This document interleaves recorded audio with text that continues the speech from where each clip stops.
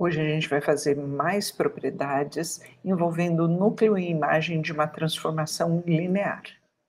Então, só para relembrar, a gente estava com a situação de ter dois espaços vetoriais U e V, e subconjuntos o x dentro do U e y dentro do V, e uma transformação linear que vai de U em V.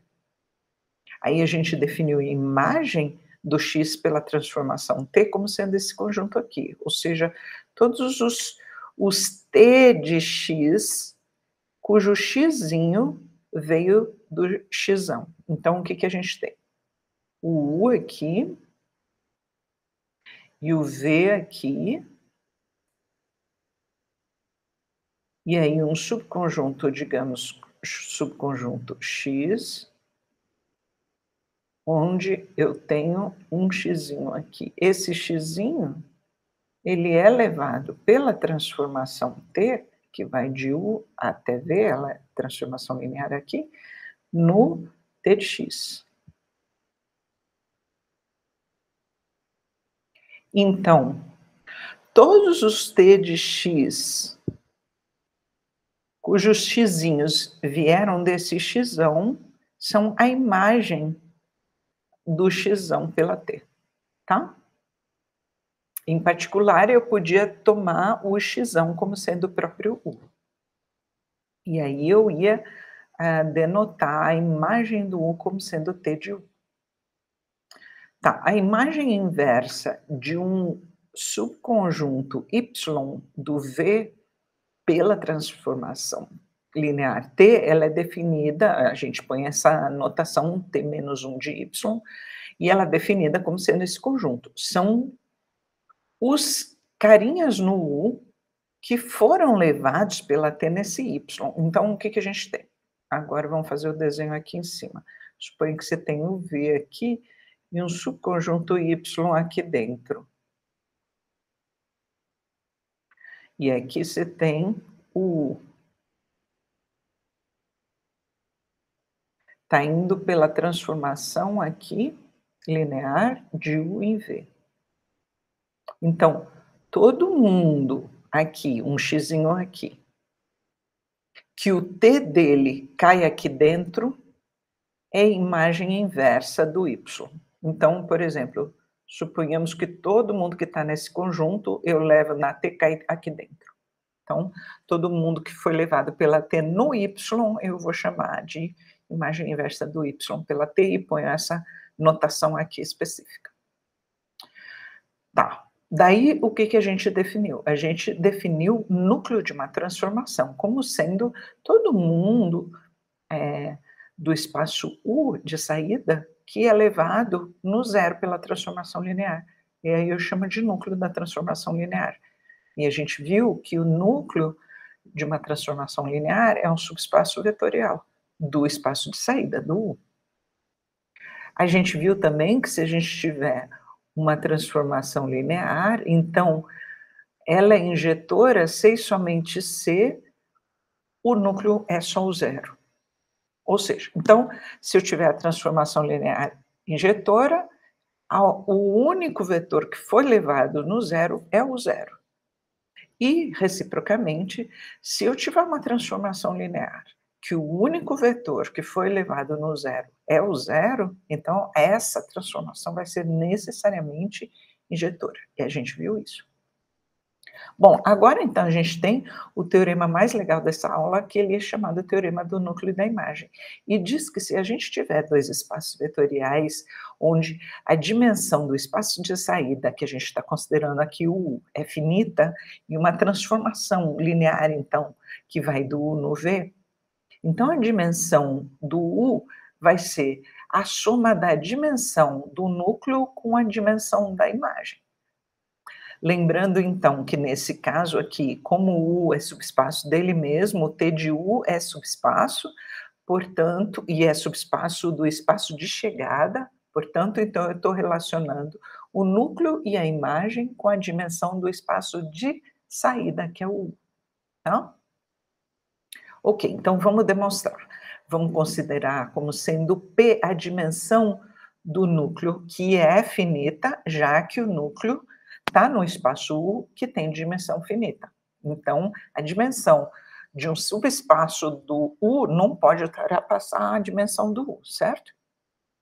Ok. Agora, se o P for maior ou igual a 1, a gente vai tomar uma base com P elementos, uma base do N com P elementos. Daí, pelo teorema do completamento, eu vou completar essa base do núcleo até chegar numa base do U.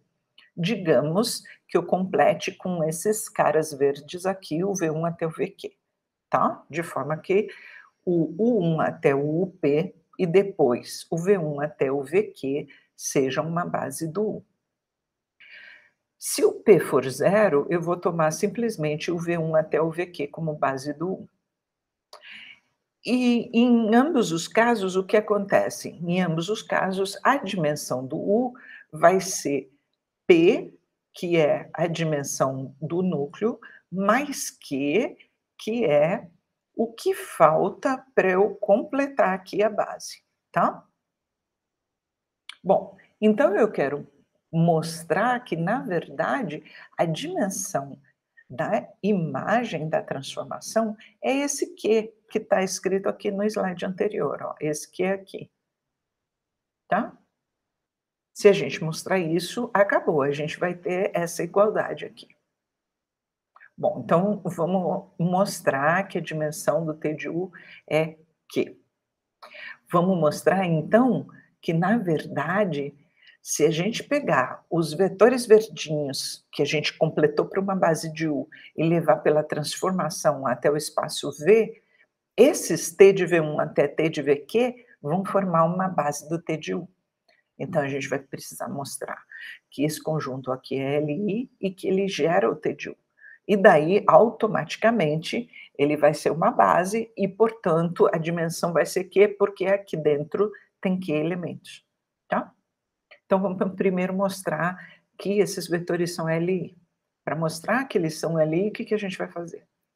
Vai fazer uma combinação linear deles, que é a combinação nula, e por causa do T ser uma transformação linear, eu posso fazer o que está sendo feito aqui nessa igualdade, coloco o T para todo mundo, porque por causa da transformação ser linear, eu distribuo o T para todos os vetorzinhos e os escalares saem para fora da transformação. Tá, então o que a gente tem? T disso aqui é 0. Portanto, esse cara aqui de dentro, ele está sendo levado no 0 pela transformação T. Se ele está sendo levado no 0 pela transformação T, ele está no núcleo, que é o que está escrito aqui, ó. Tá vendo? Tá bom. Então, se ele está no núcleo, existem outros escalares, beta1 até beta p, de forma que esse cara aqui, que está no núcleo, seja escrito como combinação linear dos vetores da base do núcleo. E a base do núcleo, como é que a gente tomou? A gente tomou a base do núcleo como sendo aqueles azuizinhos lá. Então, essa combinação linear aqui, ela tem que ser escrita como combinação linear dos elementos da base do N de T, que são o U1, U até o UP. Bom, com isso, então, a gente pode escrever dessa forma essa última igualdade. Olha, vamos passar todos os alfa I para o outro lado e eu tenho isso aqui. A gente tinha visto que o U1, UP, V1 até o VQ era a base do espaço U todo, porque a gente completou para uma base, a partir da base do núcleo, a gente completou para uma base do espaço todo. E aqui a gente está com uma combinação linear trivial, que é aquela combinação nula, envolvendo elementos da base do U inteiro. Isso quer dizer que os escalares que estão aparecendo aí, eles precisam ser todos nulos, né? Então, como o P, V1, VQ é base do U, esses escalares são todos nulos. E aí a gente provou, então, que esse conjunto aqui é LI, e agora, para a gente mostrar que eles formam uma base, a gente precisa mostrar que eles geram o T de U. Vamos lá, vamos mostrar que esses elementos geram o T de U. O que a gente precisa fazer? Pegar um elemento arbitrário do T de U e mostrar que esse elemento arbitrário do T de U pode ser escrito como combinação linear desses caras aí. Então tá, vamos pegar um Vzinho que está na imagem do U pela T. Se ele está na imagem, ele veio de alguém do U, né? Então existe um Uzinho no U que foi levado no V, pela T. Tá, como isso aqui é base do U, esse Uzinho que está no U, ele pode ser escrito como combinação linear desses caras aqui. Vamos lá.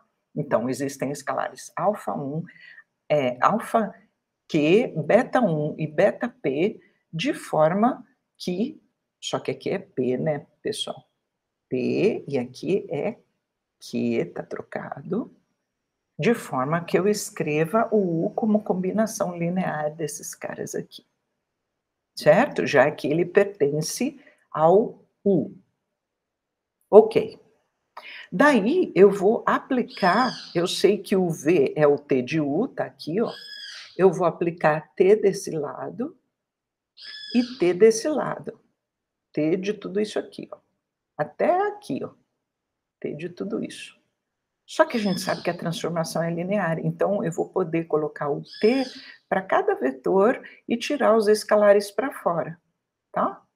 Lembrando que aqui é P e aqui é Q, que é uma sprint. Tá bom, então eu vou colocar aqui dessa forma, né, ó, já que é linear. Então, como eu estou escrevendo? Eu estou escrevendo o V como sendo combinação linear de tudo isso aqui. Mas, bom, eu tenho que prestar atenção que esses U's, eles estavam no núcleo da transformação. Se eles estavam no núcleo da transformação, T de U e até T de U1 até T de UP são zero, porque se eles estão no núcleo, T deles é zero. Então, isso aqui tudo desaparece, ó. Isso aqui tudo vai embora. Eu fico só com isso aqui. Isso quer dizer que eu consegui escrever um elemento qualquer da imagem como combinação linear desses caras aqui. Portanto, esses caras aqui geram sim o T de U. E aí, então, eles vão ser uma base, porque eles geram e são LI. E eles vão dar a dimensão Q que a gente queria. Tá? Agora a gente vai ver um corolário desse teorema do núcleo da imagem, que é bem legal e que a gente vai usar muitas vezes. Vamos considerar, de novo, que a gente tem os espaços vetoriais U e V, só que agora o espaço de saída e o espaço de chegada têm mesma dimensão finita. E vamos considerar que a gente tem uma transformação linear, que vai do U no V. Então, são equivalentes às seguintes afirmações. T é sobrejetora, é a mesma coisa que T injetora, que é a mesma coisa que T bijetora, que é a mesma coisa que T leva base de U em base de V. Ou seja, se você tiver um UN aqui como base do U, o T de U, até o T de UN vai ser necessariamente base de V. Então, esse corolário, ele é legal porque, como você sabe que essas quatro coisas são equivalentes, quando você quiser, por exemplo, mostrar uma delas, você pode mostrar outra, já que todas elas são a mesma coisa. Mas a gente só tem isso porque a nossa transformação é linear e a gente tem dimensão do espaço de saída e de chegada iguais, para essa questão de a gente conseguir equivalência entre todas essas afirmações. Vamos provar isso. Primeiro, vamos começar provando que se a T for sobrejetora, então ela vai ser injetora. Em geral, isso não é verdade, certo? Se a gente tem uma função, não é verdade que uma função sobrejetora é a injetora, né? Mas no caso aqui, nosso vai ser. Então, se T for sobrejetora, eu sei o quê? Que o contradomínio e a imagem coincidem, né? O T de U é igual ao V. Daí, pelo teorema do núcleo da imagem, o que a gente tem? A dimensão do U é a dimensão do núcleo, certo? Mais a dimensão da imagem. Só que a dimensão da imagem é a dimensão do próprio V, já que ela é sobrejetora. Só que a gente tem como hipótese que a dimensão do U é a dimensão do próprio V também, eles têm a mesma dimensão. Portanto, a dimensão do núcleo é zero. Se a dimensão do núcleo é zero, a gente viu que para uma transformação com a dimensão do núcleo zero, ou seja, quando o núcleo é só o zero, ela é necessariamente injetiva, tá? Beleza. Então, a gente tem essa questão, ela vai ser necessariamente injetiva. Agora, vamos supor que a gente tem transformação injetiva e quer mostrar que ela é sobrejetiva, tá? Então, eu vou precisar mostrar que ela é sobrejetora, para ser bijetora, né, porque precisa ser as duas coisas, ou preciso mostrar que tem inversa, alguma dessas questões. Vamos lá. Se a T é injetora, então a dimensão do núcleo é zero. Por quê? Porque quando é injetora, o núcleo só tem o zero, ninguém mais que não seja o zero é levado no zero. E pelo teorema do núcleo da imagem, então, já que a dimensão do núcleo é zero, a dimensão do U é igual à dimensão da imagem. Tá. Eu sei também que, por hipótese, a dimensão do U é igual à dimensão do V. Portanto, juntando isso e isso, a dimensão da imagem é igual à dimensão do espaço de chegada. Bom, T de U é subespaço do espaço V. E se ele tem a mesma dimensão, ele coincide com o espaço de chegada. Então, a imagem é o espaço de chegada. Com isso, a nossa transformação linear é sobrejetora. E se ela já era injetora de cara, com sobrejetora, agora ela vira bijetora, né? Que é isso que a gente tem agora. Ok, agora nós vamos provar o seguinte, que se ela é bijetora, ela leva base em base. Tá. Então, vou supor que ela é bijetora, vou considerar uma base do espaço U de saída e vou querer mostrar que T desses caras, o 1 até o N, vai ser base no espaço de chegada.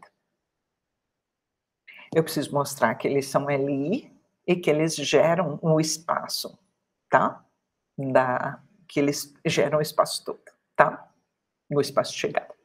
Então, para mostrar que são LI, o que eu vou fazer? Uma combinação linear, que é a combinação linear nula. Então, estou fazendo aqui a combinação linear nula. E aqui eu estou usando o fato que a transformação é linear, para pegar esse T e colocar ele para todo mundo ao mesmo tempo. Então, de novo, como a gente fez no teorema, a gente observou que nessa situação, se T desse trambolho todo está sendo levado no zero, quer dizer que o trambolho todo está no núcleo, né? O núcleo é feito de todo mundo que é levado pela T no zero, então, toda essa combinação linear aqui que está sendo levada pela T no zero, está no núcleo. Tá. Mas a T é injetora. Isso quer dizer que, se a T é injetora, o núcleo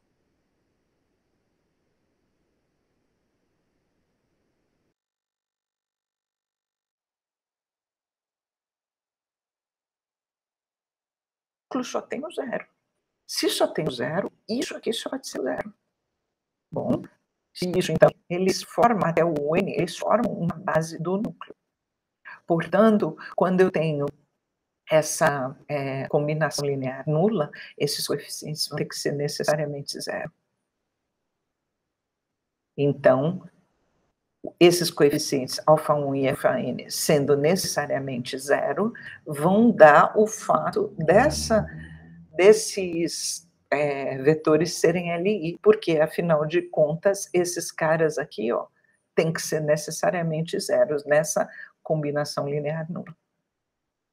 Agora vamos mostrar então que esses caras geram o V, porque a gente quer que eles sejam uma base do V, tá? Já provamos que é LI, agora precisamos provar que gera. Então a gente quer pegar um cara no V e conseguir escrever como combinação linear deles. Bom, pego esse cara no V, como ele é sobrejetora, existe um uzinho que é levado pela T nesse V. Se não fosse sobrejetora, eu não ia garantir a existência desse uzinho. Mas como é sobrejetora, não vai sobrar ninguém no contradomínio, tá? O contradomínio e a imagem vão ser iguais.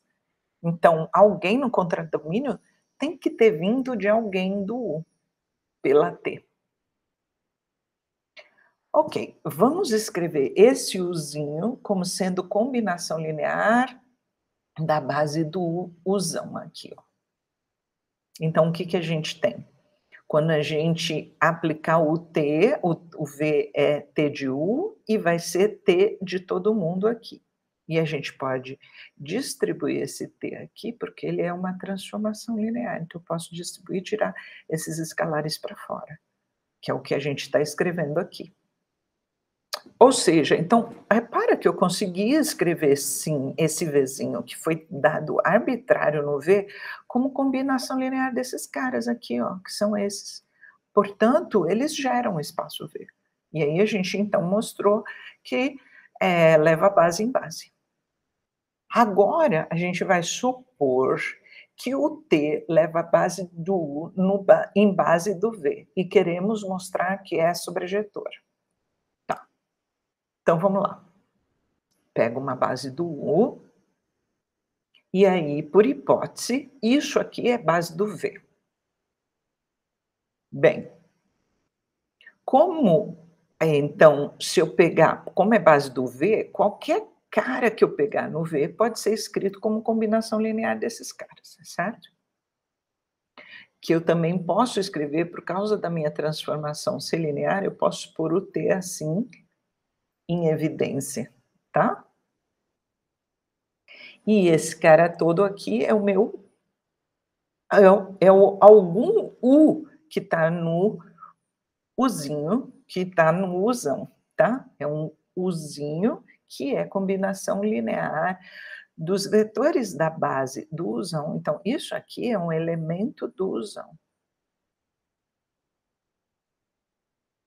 Beleza. E o que eu mostrei, então? Eu mostrei que, dado qualquer elemento no V, sempre tem um U no domínio, lá no espaço de saída, que é levado nele, que o T de U é V. É isso que eu mostrei, ó, que o T de U é o V.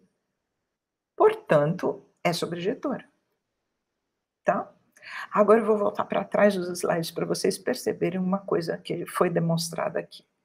Vamos voltar para trás no enunciado desse corolário.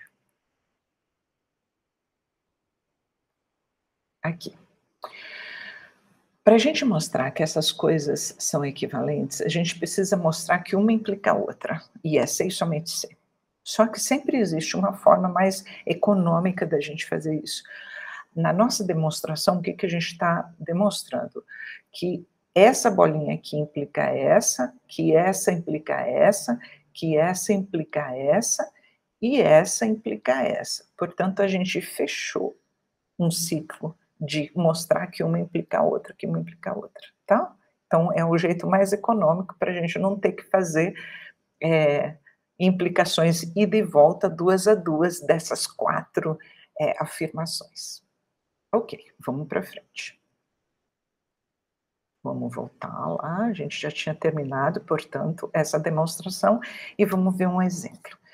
Vamos considerar uma transformação linear que sai do espaço de matrizes 2 por 2, com entrada nos reais, e vai para esse mesmo espaço, tá? Matrizes 2 por 2, com entrada nos reais. Essa é a notação que a gente usa para isso, né? Lembrando que L de UV é o espaço das transformações lineares que vão de U em V. Em particular, se o U e o V forem iguais, a gente escreve simplesmente assim por economia, tá? Então, a gente está escrevendo. O T, então, eu entendo por essa notação, que ele é uma transformação linear do M2 no M2. E ela é dada dessa forma, onde essa matriz A está fixa, tá? Essa matriz laranja aqui está fixa. Ela é 1, 2, 0, 1. Ok. Provar que essa transformação é linear, a gente não vai provar, porque a gente já viu que ela é em listas de exercícios. Agora, a gente vai querer encontrar a imagem dessa transformação e sua dimensão.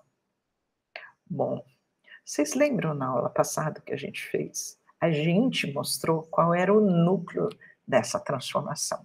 A gente está, de novo, chamando esse mesmo exercício para achar a imagem da transformação e a sua dimensão, principalmente a imagem, de uma forma diferente, usando esses resultados que a gente fez hoje.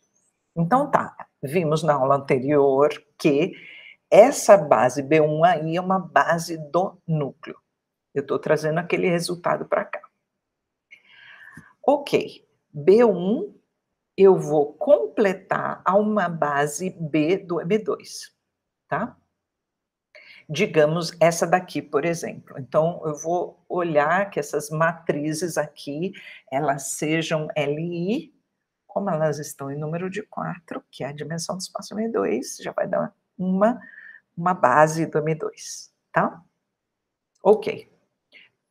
Segue da prova do teorema do núcleo e da imagem, e aí isso a gente fez quando a gente provou o teorema, que se eu aplicar T, a transformação nessa matriz vermelha e nessa matriz vermelha, esses caras que estão dando aqui, ó, então eu apliquei numa, depois eu apliquei na outra. Esses caras que estão dando aqui, que é essa matriz aqui e essa matriz aqui, vão ser base dessa transformação. Já que eu estou saindo de M2 e chegando no M2, e estou usando o teorema do núcleo da imagem. Repara que o núcleo tem dimensão 2, aqui está me dando imagem com dimensão 2, e o espaço de saída, que é o M2, tem dimensão 4. Então, está tudo certinho. Ok? E então, portanto, a dimensão da imagem é 2. Tá bom. Agora a gente vai precisar de um conceito diferente, que é o seguinte: é um caso particular daquela questão de nilpotente. A gente tinha uma transformação nilpotente se existe um n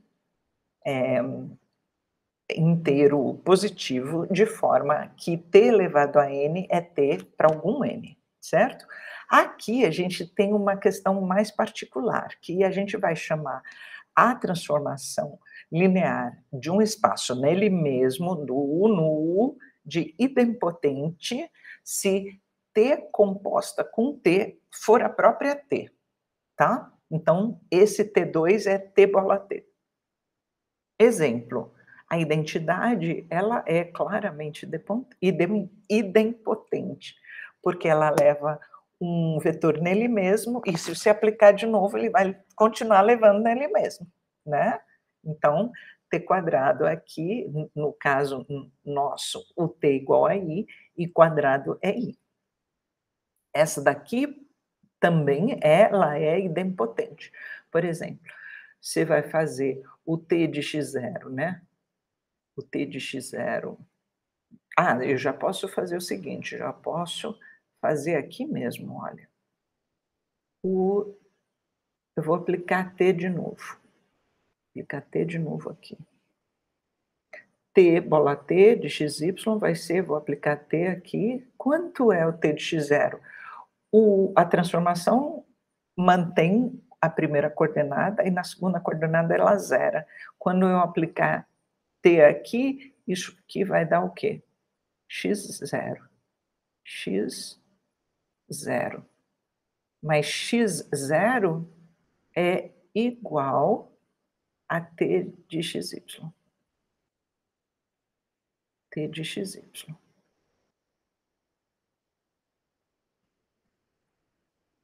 Então, o que que eu estou fazendo?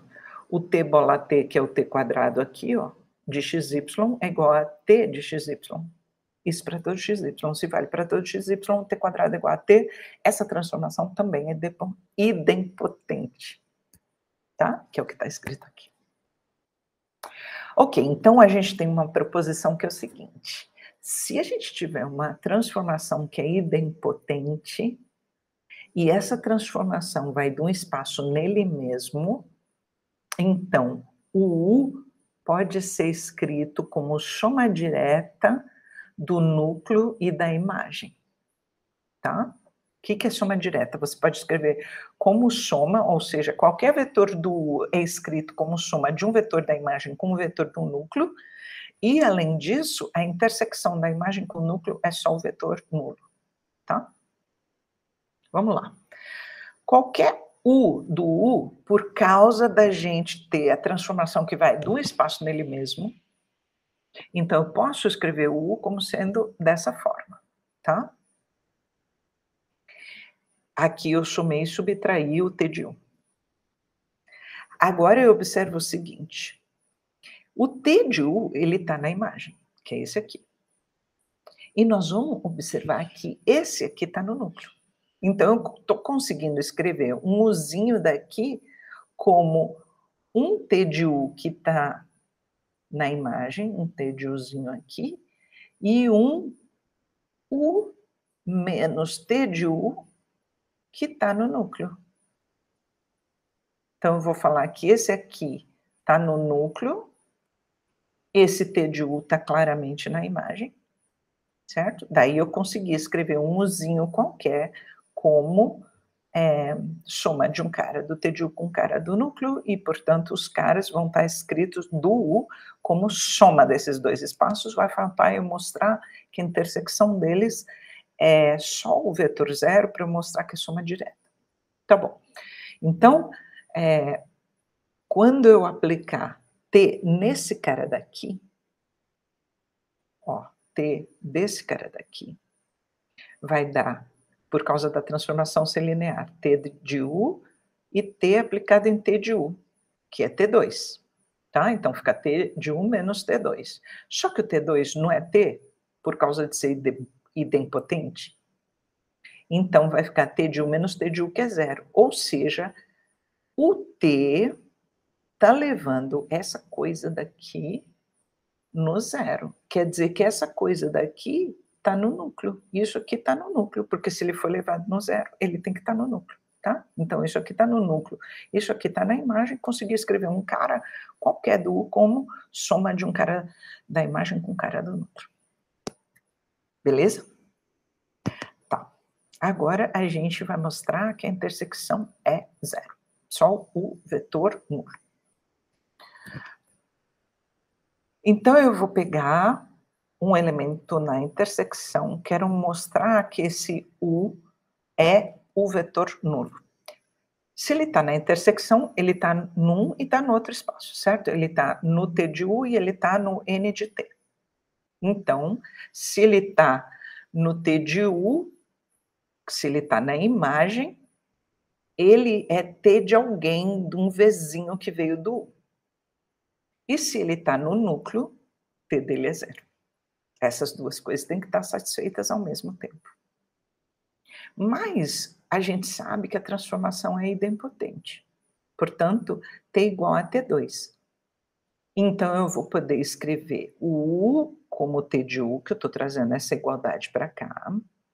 Esse T eu escrevo como T2, estou trazendo essa igualdade para cá.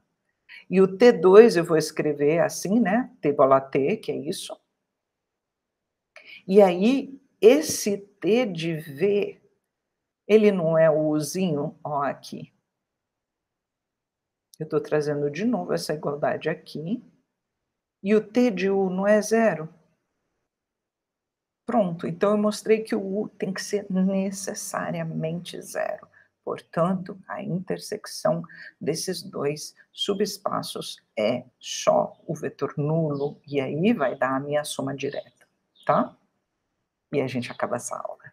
Tchau, gente, até a próxima.